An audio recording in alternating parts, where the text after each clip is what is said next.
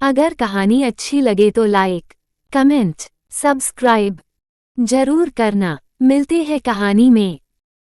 अधिक का घर। मुंबई बालकनी की ठंडी हवा में जानकी अपने नन्हे पौधों को देख रही थी।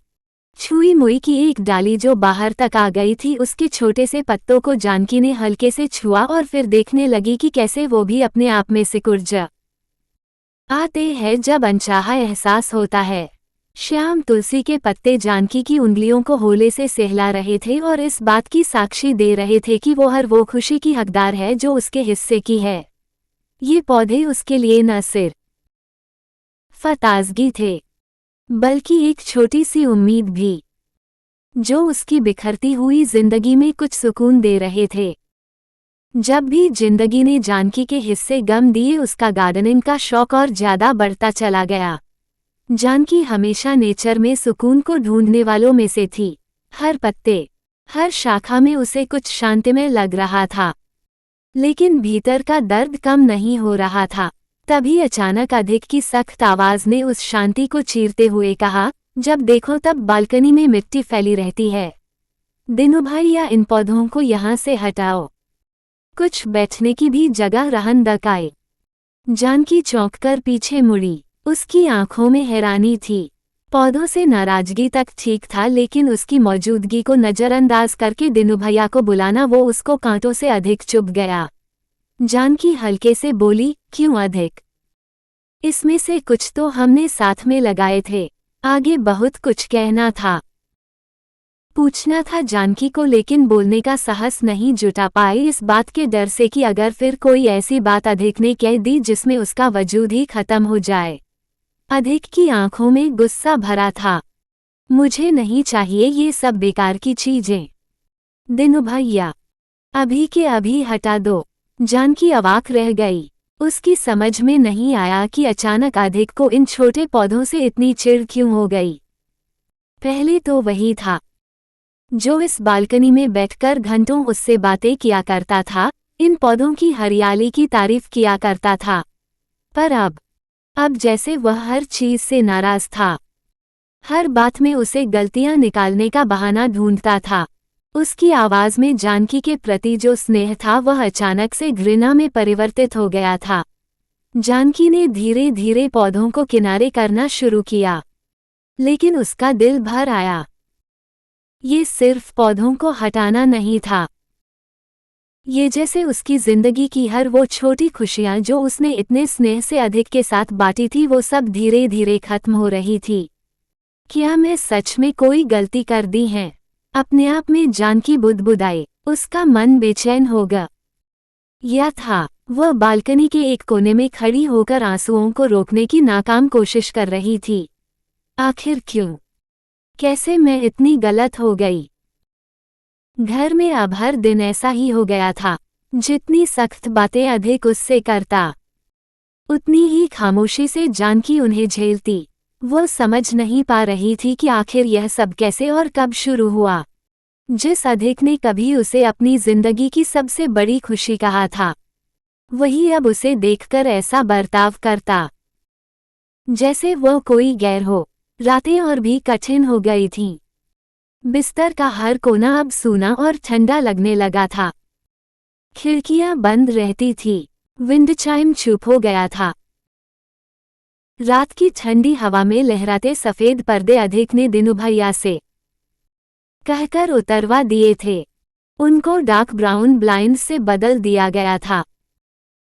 कमरे में सुबह की पहली किरण ने आना छोड़ दिया था। अधिक की उपस्थिति होते हुए भी वह खुद को बिल्कुल अकेला महसूस करती। पहले जहां दोनों के बड़ी ईचा हंसी और बातें होती थीं, अब वहां गहरा सन्नाटा छा गया था। अधिक जानकी के आसपास होने पर भी मुंह बिगड़ता था। जानकी अक्सर उसकी ओर देखती, शायद वह कुछ कहे, लेकिन अधिक का ध्यान बस उसके फोन पर रहता। प्रिया के साथ उसकी बातचीत की हल्की हल्की झलकें जानकी को सब कुछ बयां कर देती। वो ये जानते हुए भी खुद को रोक नहीं पाती कि अधिक अब किसी और की ओर मुड़ चुका है। जब वो अपने हिस्से की खुशी और प्यार किसी और के साथ अधिक को बांटते हुए देखती तब उसके आंसू से पूरा तकिया भीग जाता। लेकिन वो कभी अधिक से कुछ नहीं कहती। हनीमून की यादें उसकी आंखों के सामने बार बार घूमती। जब अधिक ने उसे बाहों में भरकर कहा था, तुम्हें कभी तकलीफ नहीं होने दूंगा जानकी, यह अधिक बस अब तुम्हारा है। लेकिन बर्थडे की रात से सब बदल गया। अब उसकी आंखों में जानकी के लिए प्यार नहीं, बस नाराजगी और बेपरवाही दिखती थी। जानकी अधिक की मां का सामना भी नहीं कर पा रही थी। अधिक की मोम को अधिक और जानकी के रिश्ते में आए तनाव के बारे में सब पता चल रहा था। उनका तनाव अब सिर्फ उनके बेडरूम तक न ही था, लेकिन ब्रेकफास्ट के वक्त भी झलकता था। दोनों की बढ़ती दूरियां से वह इतनी चिंतित हो गई थी कि आए दिन जानकी के पास चली आती थी पूछने के लिए कि सब ठीक है ना बेटा। जानकी बस मजबूरी में मुस्कुरा देती, हाँ माँ, सब ठीक है। लेकिन उसके दिल में कुछ भी ठीक नहीं था। अधिक की मोम को भी पता चल रहा था कि यह बस बातें अवॉइड करने के लिए जानकी बता रही है। जानकी खुद से बार बार एक ही सवाल करती, क्या मैंने कुछ किया है जिससे अधिक इतना बदल गया? असल में अगर किसी को गुस्सा होना चाहिए तो वह जानकी होनी चाहिए थी, पर यहाँ तो उल्टा हो रहा था। अधिक ही हर दिन उसे और ज्यादा आहत करता जा रहा था। इतनी परेशानियों के बीच जानकी सुकून की 2 बातें आदित्य के साथ व्हाट्सएप पर कर लिया करती थी। लेकिन घर की और अपने रिश्ते में आई एक भी दरार आज तक उसने आदित्य के साथ शेयर नहीं की थी। अभी भी जानकी के मन के एक कोने में वो और अधिक एक टीम थे और बाकी सब दुनिया वाले थे। लेकिन अब इतना रुखा बर्ताव जानकी जैसी स्थिर लड़की को भी हिलाकर रख दिया था। आज जानकी ने आदित्य से मिलने का फैसला किया था। वो उससे अपनी सारी बातें कह देना चाहती थी, क्योंकि अब उसका दर्द असहनीय हो चुका था। दोनों ने सेम जगह मुनमुन कैफे में मिलने का तय किया था। आज भी जाने से पहले जानकी अधिक की मोम को बताकर जा रही थी। मुनमुन कैफे शाम के 5 बजे पुराने रफ़ी साहब के गान ए होले होले कैफे में बज रहे थे। बहुत कम भीड़ थी। हल्की सी चॉकलेट और कॉफी की मिक्स्ड खुशबू हवा में फैली हुई थी। वहां आते ही जानकी का मन शांत हो गया। अभी आदित्य नहीं आया था। जानकी ने कोने का टेबल पसंद का, छोटी या जहां ज्यादा लोग उसे देख ना पाए अगर उसकी आंखों से आंसू गिर गए तो। दूर एक कपल बैठा था इत्मीनान से, हाथों में हाथ लिए। हॉट टू हॉट बातें चल रही थी। जानकी को अपने कॉलेज के दिन याद आ गए जब वह ऐसे ही कैफे में आदित्य के साथ कोल्ड कॉफी पीने आया करती थी। अधिक के साथ कभी भी वो मुंबई में कोई होटल या कैफे में नहीं आई थी। आदित्य के सामने जानकी बेझिझक होकर कुछ भी बकवास करती रहती और आदित्य उस पर हंस देता। पूरी कॉलेज को यही पता था कि ये दोनों का कुछ चक्कर है, लेकिन आदित्य अपने मन की बात जानकी के सामने रखे उससे पहले जानकी का रिश्ता अधिक से तय हो गया।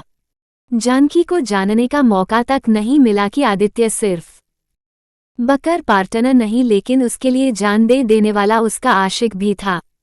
आदित्य उन प्रेमियों में से था जो अगर अपने प्रेम को किसी और के साथ खुश देखे तो शायद इजहार तक न कर पाए। अरे गुड्डू, काफी दिनों बाद। कैसे है जीजू? एंड तू कैसी है? तूने वेट लॉस कर दिया है क्या? जानकी को देखते ही आदित्य ने सवालों की बरसात कर दी। जानी पहचानी आदित्य की आवाज और खुद का निकनेम जो आदित्य ने गुड्डू रखा था वो सुनते ही जानकी के दिल में अपनेपन का सुकून हो आया। मैंने हनीमून जाने से पहले तुझे बोला था कि मिलकर जाना, लेकिन मैडम तो इतने भी जी थे कि क्या बताए। मैंने जो बताए थे वो रेस्तरां गए थे। कैसा रहा ट्रिप? आदित्य ने आते ही हल्ला कर दिया। लेकिन जानकी के मन का तूफान चरम सीमा पे था। जैसे ही आदित्य की आंखों से जानकी की आंखें मिली, वो खुद पर काबू नहीं कर पाई। आदित्य की हथेलियों में जानकी बिखर गई। जानकी के बड़े बड़े आंसुओं ने आदित्य के संयम को तोड़ दिया। आदित्य अब सीरियस होकर बोला, जानकी बात क्या है? मैं जब से मुंबई आया हूँ और तुमसे मिल रहा हूँ तब से तुम उलझी हुई हो। पहले मुझे लगा कि यह तुम हस्बैंड वाइफ की प्राइवेट बात है तो मैं जानबूझकर बीच में आना नहीं चाहता था, लेकिन प्लीज मुझे बताओ गुड्डू चल क्या रहा है? आदित्य ने जेब से परफेक्ट इस्त्री किया हुआ रुमाल निकाला और जानकी के हाथों में रख दिया। अभी भी आदित्य अपनी सीमा जानता था कि वह जानकी को पहले की तरह ट्रीट नहीं कर सकता है क्योंकि वह किसी का बड़ी ही वाइफ है। जानकी ने खुद को थोड़ा संभालते हुए होले से कहा, आदित्य मैं नहीं समझ पा रही कि मेरी किस्मत में आखिरी क्या लिखा हुआ है। अधिक वो अब पहले जैसा नहीं रहा।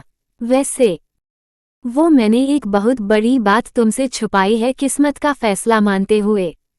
मैंने सारी आशाएं छोड़ दी थी उस दिन जब मैं दुल्हन के जोड़े में सजी बैठी थी और मुझे वो वॉइस नोट मिला जिसने मेरे वजूद को जड़ से मिटा दिया। इतना कहकर जानकी फिर से सिसक कर रो दी। आदित्य ने अब जानकी का हाथ पकड़ा और उसे पानी पिलाया। गुड्डू क्या बोल रही हो ये सब? मुझे कुछ भी समझ नहीं आ रहा। प्लीज थोड़ा खुलकर बता। You trust me right? जवाब में जानकी ने सिर्फ सिर हिलाया और हाँ बोल दिया। जानकी ने शादी वाले दिन से लेकर अब तक जो भी उतार चढ़ाव आए वो सबके बारे में आदित्य को बताया। आदित्य की आंखों में चिंता और दुख साफ झलक रहा था। वो हर दिन मुझसे दूर होता जा रहा है। हर बार मैं कोशिश करती हूँ कि हम बात करें, लेकिन वो मुझसे नफरत करने लगा है। मुझे समझ नहीं आता कि क्या गलती हो गई मुझसे। जानकी ने अपनी बात रखते हुए बेसहारा तड़प के साथ कहा। आदित्य ने जानकी का हाथ थामा और कहा, गुड्डू इतना कुछ हो गया और अपने ये दोस्त को भूल गई तू? अकेले रोती रही। अगर ऐसी बिना प्यार की शादी करने का निर्णय भी लिया तूने तो कोई बात नहीं, लेकिन कम से कम अपना दुख तो बांट सकती थी न। अपनी जानकी को इस कदर सफर होते हुए देख आदित्य की आत्मा कहरा उठी। जिसकी खुशी के लिए उसने मुंह तक नहीं खोला वह इस कदर परेशान थी। ये वही जानकी थी जिसको उसने दिलो जान से चाहा था, जिसके साथ कैंटीन में बैठकर लवज लोगों का वो मजाक उड़ाया करता था। वो बलिदान की देवी कैसे बन बैठी? आदित्य के मन में जानकी के लिए वो खिंचाव बनाया कि अभी जाकर अपनी फूल सी जानकी को अपनी बाहों में समा ले और कभी उस दरिंदे के पास वापस न जाने दे जिसने उसका जीवन बर्बाद करके रख दिया था। आदित्य ने अपने आप को संभालते हुए जानकी को कहा, तुम्हें उससे साफ बात करनी चाहिए गुड्डू। ये सब यूं कैसे हो सकता है? और तुम क्यों ये सब सह रही हो? तू ऐसी तो नहीं थी ना? जानकी ने आंसू पोंछते हुए कहा। मैंने कोशिश की है आदित्य, लेकिन हर बार वह मुझ पर गुस्सा करता है जैसे मैं उसकी दुश्मन हूँ। हालांकि मुझे उस पर गुस्सा होना चाहिए क्योंकि उसने मुझसे झूठ बोला, इतनी बड़ी बात छिपाए। उसने मेरे साथ धोखा किया, लेकिन फिर भी मैं ही क्यों उसके सामने कमजोर महसूस कर रही हूँ। फिर जानकी धीरे से बोली, आदि मुझे भी मेरा सेल्फ रेस्पेक्ट प्यारा है और मैं कब की ऐसे बिना प्यार के रिश्ते से निकल चुकी होती, लेकिन माँ ने क्योंकि छोटी की जिम्मेदारी है। अगर मैं इस रिश्ते से चली गई तो उसकी जिंदगी बर्बाद हो जाएगी। आदि इतना कहकर जानकी फिर से बिखर गई। उसी वक्त मुनमुन कैफे में इत्तेफाक से अधिक और प्रिया दाखिल हुए। दाखिल होते ही अधिक ने दूर से ही जानकी और आदित्य को एक साथ बैठे हुए देख लिया। वो गुस्से से आगे बोल हो गया, लेकिन प्रिया के सामने वह कोई तमाशा करना नहीं चाहता था। मुनमुन कैफे जानकी को किसी और के साथ कैफे में देखते ही अधिक अंदर से जल उठा। प्रिया के सामने होते हुए भी लगातार उसकी आंखें जानकी को फॉलो कर रही थी। थोड़ी देर में जानकी अपने टेबल से उठ खड़ी हुई और आदित्य के पीछे बिल पे करके कैफे से बाहर की तरफ आगे बढ़ी। प्रिया, यू नो मेरे लिए क्या ऑर्डर करना है? Can you please do that? मैं अभी एक अर्जेंट कॉल लेकर आता हूँ। अधिक ने प्रिया के हाथ में जल्दी से मेन्यू थमाते हुए कहा। प्रिया भी हैरान थी। जब से वे लोग कैफे आए थे अधिक कुछ अलग बिहेव कर रहा था। उसका ध्यान उनकी बातों में जैसे था ही नहीं। अधिक तेजी से जानकी के पीछे कैफे के एग्जिट की ओर आगे बढ़ा और बिना किसी पूर्व चेतावनी के उसके सामने खड़ा हो गया। अधिक ने मौका भी सही चुना था। आदित्य पार्किंग से कार निकालने गया हुआ था और जान कि वहां उसका इंतजार कर रही थी। अधिक की निष्ठुर आंखों को सामने पाते ही जानकी बौखला गई। अधिक ने जहर उगलना शुरू किया। ये है तुम्हारी असलियत मैडम।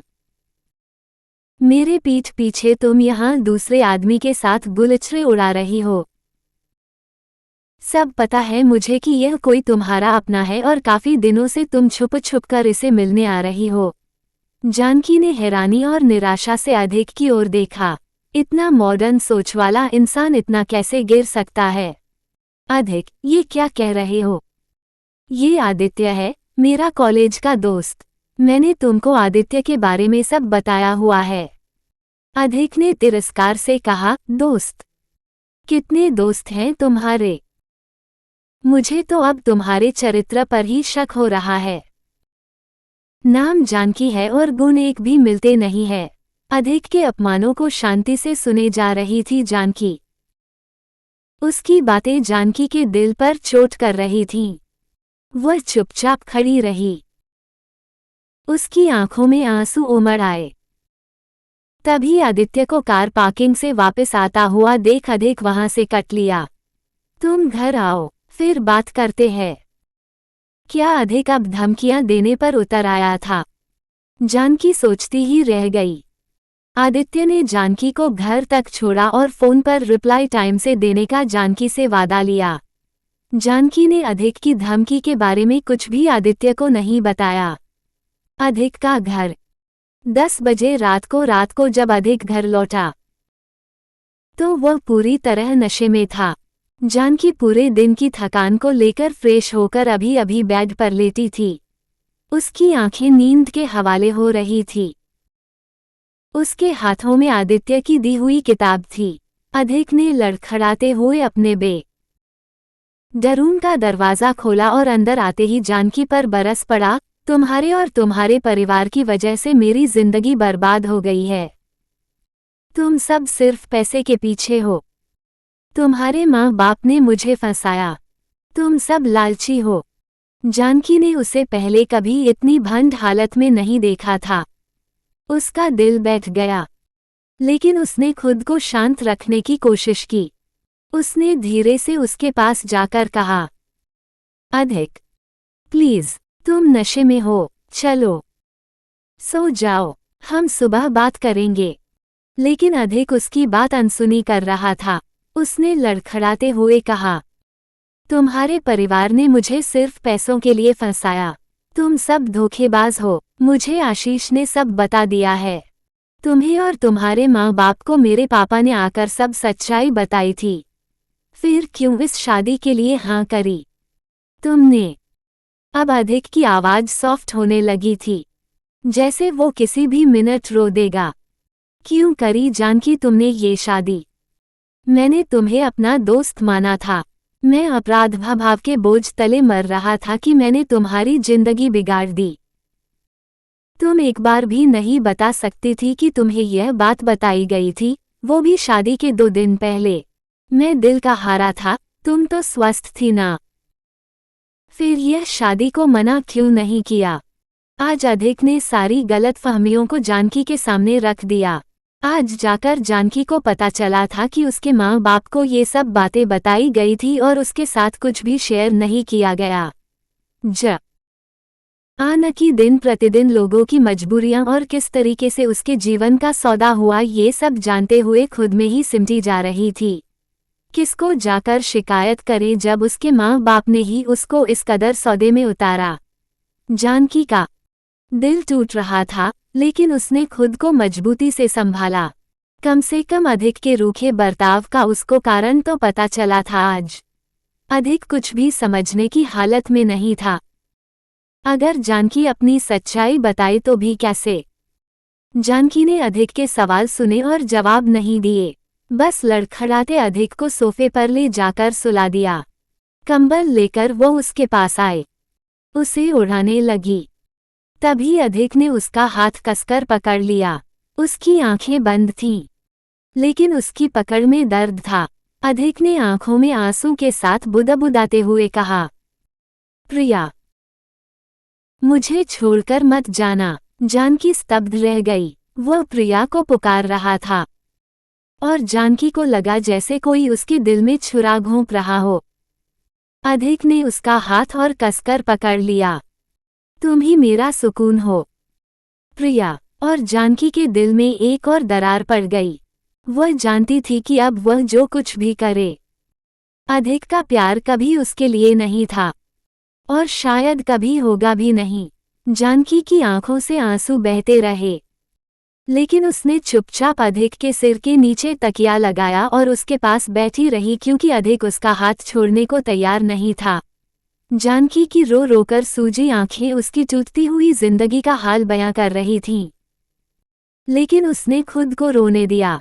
अब वो समझ गई थी कि यह रिश्ता कभी शुरू ही नहीं होना चाहिए था। जिस रिश्ते में इस कदर तनाव था, इस रिश्ते को जोड़ने की आशाएं लेकर मैं बैठी थी। जो रिश्ते में प्यार की गुंजाइश ही न हो, वहां रहकर क्या फायदा? जानकी आज मन बना ली थी कि यह रिश्ता बस अब नाम का है और जहां प्यार और आत्मसम्मान न हो वहां वो नहीं रहेगी। अगली सुबह अधिक का घर। सुबह का सूरज धीरे धीरे आसमान में चढ़ रहा था, लेकिन जानकी के जीवन में जैसे उजाला अब कहीं दूर छूट गया था। वह बिस्तर पर लेटी हुई थी, आंखें खुली थीं, लेकिन उसमें कोई जीवन नहीं था। मन में एक अजीब सी सुस्ती छाई हुई थी और दिल में एक गहरी उदासी। इस बेजान रिश्ते को अंजाम देना बाकी था और उसको पता था कि अधिक के लिए ये कतई आसान होगा, लेकिन उसका जीवन ये रिश्ते को खत्म करते ही बदल जाएगा। कैसे रखेगी वो माँ के सामने यह बात? क्या वह खुद माँ बाप के घर वापस जाना चाहेगी जिन्होंने उसका सौदा किया? अगर अकेले आगे बढ़ना है तो कैसे होगा सब? ये सब सोचकर ही उसको उल्टी आ रही थी। तभी उसके फोन की घंटी बजी। स्क्रीन पर माँ का नाम देखकर उसने बेमन से फोन उठाया। हेलो माँ, जानकी ने धीमी आवाज में कहा। माँ की आवाज में खुशी थी। जानकी बेटा, एक अच्छी खबर है। छोटी का रिश्ता तय हो गया है, अमन से, जो अमेरिका में रहता है। शादी 2 महीने में होगी। ये सब तुम्हारी वजह से मुमकिन हुआ है। तुम्हारी शादी एक इतनी प्रतिष्ठित परिवार में हुई, इसलिए छोटी के लिए अच्छे रिश्ते आने लगे। और अब देखो, ये रिश्ता भी तुम्हारी वजह से हुआ है। जानकी के दिल में एक तीखी टीस उठी। उसने जबरदस्ती मुस्कुराने की कोशिश की, लेकिन उसकी आवाज में वह झूठी खुशी साफ झलक रही थी। ये बहुत अच्छी खबर है माँ, छोटी के लिए मैं बहुत खुश हूँ। जानकी अंदर से बिखर चुकी थी। एक बेटी का रिश्ता दांव पर लगाकर दूसरी बेटी का घर बसाने चली थी उसकी माँ। माँ ने और भी उत्साहित होकर कहा, तुम्हें पता है, अमन का परिवार बहुत अमीर है। छोटी बहुत खुश रहेगी। तुम्हारी शादी ने सब कुछ आसान कर दिया। बेटा, हाँ माँ, मैं समझती हूँ, जानकी ने धीरे से कहा, लेकिन उसके दिल में एक भारीपन था। वो खुद में ही बुदबुदाई, सिर्फ अमीरी ही सब कुछ नहीं होता माँ। कैसे समझाए वो अपनी माँ को कि अमीरी देखकर ही उन्होंने अधिक को सोने समान दामाद समझा था। आज वो इस कदर दलदल माँ फंसी है। माँ की बातें उसके मन में लगातार उलझन पैदा कर रही थीं। क्या उसकी खुशी, उसकी शादी की यह कीमत थी? क्या उसे इसलिए शादी करनी पड़ी थी ताकि छोटी का जीवन संवर सके? और उसकी खुद की खुशियों का क्या? ये सोचते हुए उसका दिल और भी भारी हो गया। फोन रखने के बाद जानकी बिस्तर पर बैठ गई। उसकी आंखों में आंसू आ गए थे। उसने सर उठाकर आसपास कमरे में देखा। वही कमरा जो उसने इतने नाजों से सजाया था वो उसको काटने आ रहा था। एक दफा प्रेयर प्लांट की ओर देखा और फिर आंखें बंद कर ली।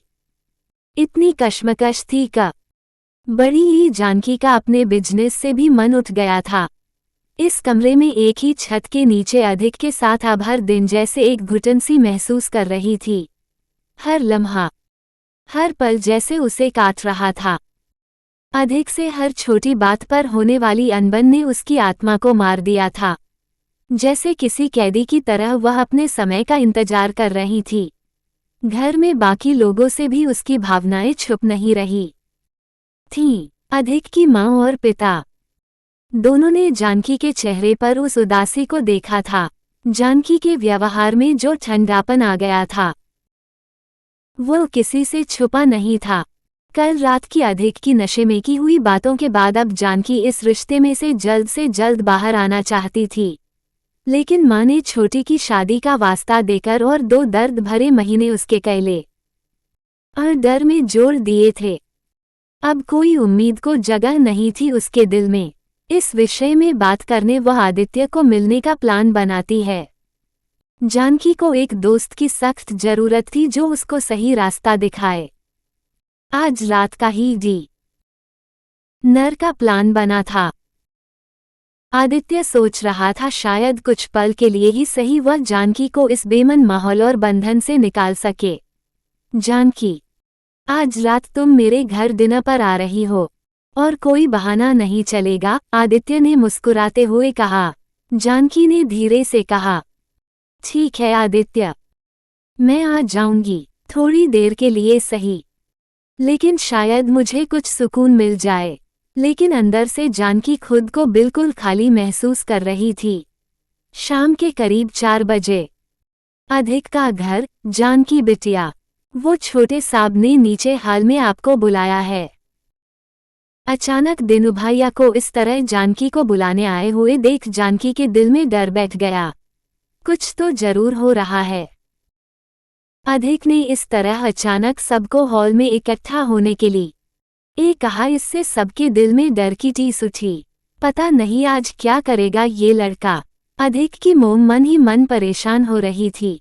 जानकी ने जल्द से नीचे आकर किचन में खड़ी चिंतित अधिक की मोम को डरते हुए बताया, माँ, मुझे आदित्य के घर जाना था आज रात डिनर पर। माँ ने जानकी की आंखों में झांकते हुए कहा, बेटा, लगता है आज कुछ जरूरी बात है। तुम यहीं रुक जाओ, देखो क्या कहने वाला है अधिक। जानकी का दिल जैसे जोर से धड़कने लगा। वह अंदर ही अंदर घबरा गई। अधिक का ये बर्ताव उसके लिए नया नहीं था, लेकिन फिर भी आज कुछ अलग सा महसूस हो रहा था। उसने आदित्य को मैसेज कर दिया, मैं आज नहीं आ पाऊंगी। अधिक ने सबको इकट्ठा किया है, कुछ कहने वाला है। मैं बहुत घबरा रही हूँ। Hash I am right here for you Guddu, don't worry and कुछ भी हेल्प चाहिए तो लेट मी नो। जानकी ने आदित्य का मैसेज पढ़कर मन शांत किया और फिर एक हद से ज्यादा क्या ही ऐसा हो जाएगा जो उसने नहीं सोच रखा था। ये बात का विचार करते ही जानकी का मन शांत हो गया। रात के 9 बजे हॉल में सब लोग इकट्ठा हुए। जानकी के दिल की धड़कनें तेज हो रही थीं। उसका मन किसी अनहोनी की आशंका से भर गया था। अधिक की आंखों में एक अजीब सी सख्ती थी और उसकी चाल में एक ठहराव। सबने उसके चेहरे की ओर देखा और सभी का दिल बैठने लगा। अधिक ने एक गहरी सांस ली और कहना शुरू किया, आज मैं आप सबके सामने एक सच्चाई रखने वाला हूँ जो बहुत समय से मेरे दिल में दबी हुई है, जिसके गुनहगार आप सब साजिश की है। इतना बड़ा धोखा दिया। ये सुनते ही सबके चेहरे पर हवाइयां उड़ने लगीं। अधिक की मां ने बेचैन होकर कहा, क्या बात कर रहे हो अधिक? कौन सा धोखा? अधिक की आवाज में आक्रोश था। वो अपने पिता की ओर उंगली उठाकर दहाड़ा, ये आपके चहीते मिस्टर सिंघल और कितना गिरोगे पापा? आपने और माँ ने मिलकर मेरी जिंदगी बर्बाद कर दी। आप लोग जानते थे कि प्रिया जिंदा है, फिर भी मुझसे झूठ बोला, मुझे धोखा दिया। मेरे बारे में एक बार नहीं सोचा और मुझे इस झूठे रिश्ते में धकेल दिया। अपने रिश्ते पर लग रहे लांछन और बेइज्जती से जानकी का दिल जैसे टूटकर बिखर गया। वो बस वहां सोफे पर बैठी रह गई। उसकी आंखों से आंसू बहने लगे, उसकी सांसें रुकने लगी, जैसे किसी ने उसकी धड़कनें थाम ली हों। अधिक ने माँ की ओर देखकर कहा, और आप, माँ, आप भी इस झूठ का हिस्सा थीं। आपने क्यों किया ये सब? मुझे क्यों धोखा दिया? मैंने आपको अपना मानकर हर एक बात शिद्दत से शेयर करी और आपने क्या किया? मेरी कमजोरी का फायदा उठाया। ये जानते हुए भी कि प्रिया मौत से जूझ रही है, बजाय उसके साथ रहने के मुझे आपने इस बेमतलब के रिश्ते को अपनाने को मजबूर किया। फिर अधिक जानकी की ओर मुड़ा, और ये मेम साहब, इनको अपनी बहन को सेट करना था, अपने नाम के साथ सिंघल का नाम जोड़ना था, और तो और इतनी सारी दौलत जो इनके हिस्से आती, ये थोड़ी ना करने वाली थी। माँ की आंखों में आंसू आ गए। उन्होंने जल्दी से कहा, अधिक, बस करो। तुम्हें जितनी गाली हमें देनी है दो, लेकिन जानकी को नहीं। नहीं बेटा, उसे कुछ मत कहो। जानकी को इस सब के बारे में कुछ पता नहीं था। उसे तभी सब पता चला जब तुमने उससे संपर्क किया। यह उसकी गलती हरगिज नहीं है। तू जानकी के बारे में बहुत गलत सोच रहा है। अधिक। लेकिन अधिक पर किसी भी बात का असर नहीं हो रहा था। वह बेकाबू हो चुका था। उसकी आंखों में आग थी और उसके शब्दों में जहर। उसने जानकी की ओर घूरते हुए कहा, बताए जानकी मैडम, अब क्यों मुंह नहीं चल रहा आपका? तुम्हारे परिवार ने भी इस झूठ में साथ दिया। तुमने भी मुझे फंसाया। तुम्हारी लालच ने मुझे इस जाल में धकेल दिया।